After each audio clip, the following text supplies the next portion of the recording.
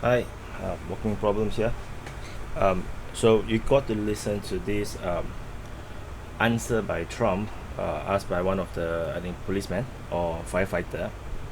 So so what happened was on 9/11, the 20th anniversary of 9/11, Trump went for a surprise visit to the New York Fire Department and the New York Police Department, and there's a lot of fanfare about this. Really, really cool. Really, really very presidential. Very. It is the kind of thing that people really wish presidents can do. Especially those are the people that sacrificed the most during 9/11, because they don't have to be there. They don't have to die, but many of them died, and he's there. And so let's listen to this. Not this one. This one. I better don't open so big. Oh, okay, it's okay, never mind. Do you have a question? Spotlight's on me, I guess. Are you going to run again, Mr. President? Oh, that's a tough question. Actually, for me, it's an easy question. Okay. I mean, I know what I'm going to do, but we're not supposed to be talking about it yet. But from the standpoint of campaign finance laws, which frankly are ridiculous, okay? You want to know the truth. But we have to live with it. But I think you're going to be happy. Let me put it that way, okay? I think You're you're gonna going to be be very happy. Yep. So, so essentially that this guy asked, are you going to run again? So Trump cannot really answer because if he answer yes, then it's going to be make national news.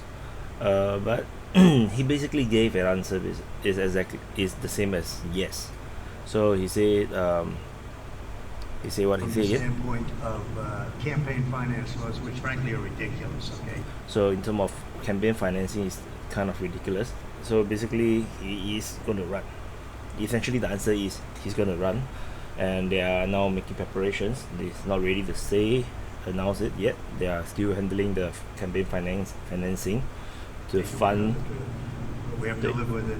But I So think so that's the reality for U.S. presidential election. So he's going to live with you're it. going to be happy.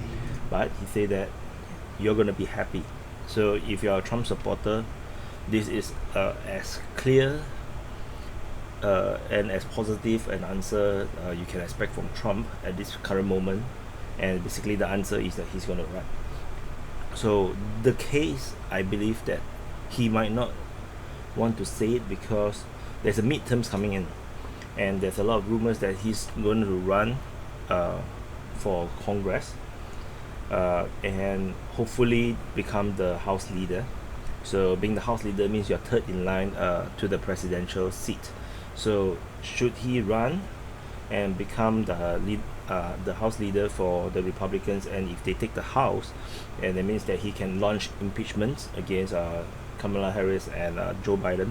And I got a feeling that Joe Biden is we're not going to last that long.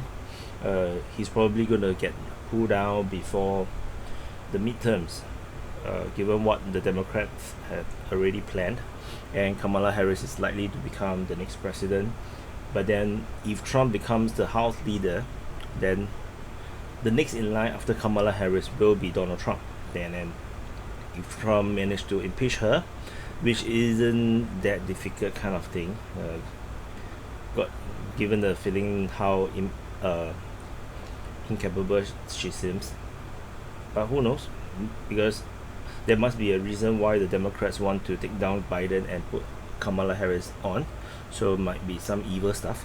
And if she do something that is out of line, then she could very well be impeached easily by the uh, Senate and House dominated Republican, especially given all the primaries that's happening all around USA. The Trump supporting uh, Republicans are primarying all the rhinos, and there's a likelihood that when the midterms come, the red wave is going to be a pro-Trump wave, and impeachment with Trump being the House leader very very likely to go in Trump's favor. And this is actually worked out even better than Trump getting re-elected in the last presidential election, because you know the media, you know how, and you know the liberals, the Democrats, how much they hate Trump. If he had won the re-election, yes, you will be happy. Many of the Trump supporters will be happy. I will be happy. But there's a consequence, because the media and all these people who don't read the news, who who just believe whatever CNN tells them, CNBC tells them, and they will continue to hate on him, and then Donald Trump will not be able to unite the country. But with Joe Biden, he became a necessary evil, because when Joe Biden appears, and he did such a bad job causing the food prices, oil prices increase, cut the oil line, cut jobs, stop the war, pathetic pull out from Afghanistan. The people are suddenly awakened. You see, even people who are not political start to see something is wrong, and these people who are not political tends to be not Trump supporters, because you have to notice the politics and the things that people do and say in the political world to actually realize that Trump is the real deal.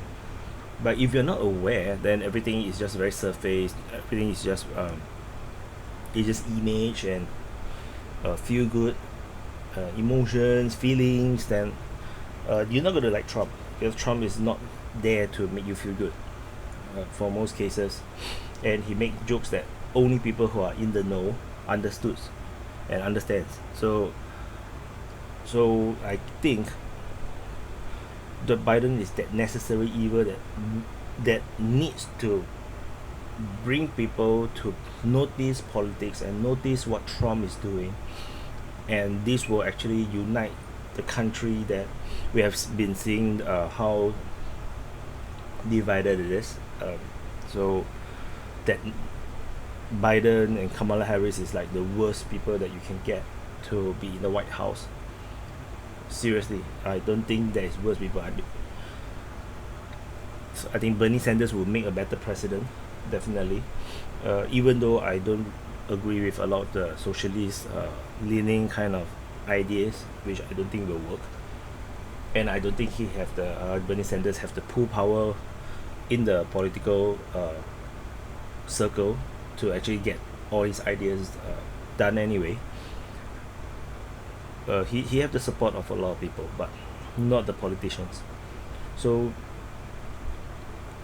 you have the two worst candidates the Democrats can feel sitting in the White House, that will actually awaken so many people, and we can already seeing it now. So many people are regretting. I think the last statistic that I saw was 20% of the voters for Biden had already regretted their votes. 20% is a lot, because Joe Biden did not win by a lot. So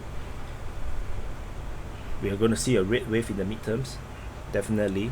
And depending on what Donald Trump is going to do, is he going to just stay out of the political realm and just run for president, or is he going to run for House and become a House leader, which I prefer would be the case, because that will immediately bring him back into the fold.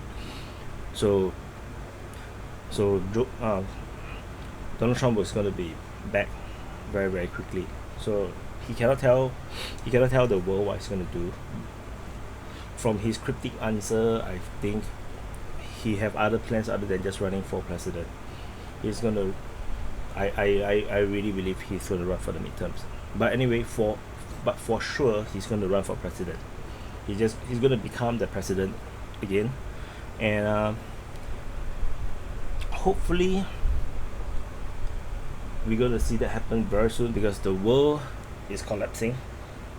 And I'm not talking about United States, I'm talking about the rest of the world is collapsing without US leadership. China is now flexing its muscle. Xi Jinping is in China is tightening his grip and taking out all the opponent, is destroying all the multinational corporation leaders. He's trying to take out all the potential adversaries that able to launch a revolution against him. So China is looking really bad, and if Xi Jinping is successful, then Next will be the rest of the world, especially in Southeast Asia, Taiwan, Korea. So bad things is happening, and there's no US leadership. Like seriously, there's no US leadership. Everybody's on their own. So I hope Trump will be back. And I shall end with Trump speaking for the 20th anniversary for 9/11, if you haven't heard it. For the great people of our country, this is a very sad day. September 11th represents great sorrow for our country. Many things were displayed that day, including, most importantly, the bravery of our police, fire, and first responders of every kind. The job they did was truly unbelievable. We love them and we thank them. It is also a sad time for the way our war on those that did such harm to our country ended last week. The loss of 13 great warriors and the many more who were wounded should never have happened. Overall, 250 people were killed in Afghanistan last week, and so many more were seriously injured. We had $85 billion of the finest and most sophisticated military equipment taken from us without even a shot being fired.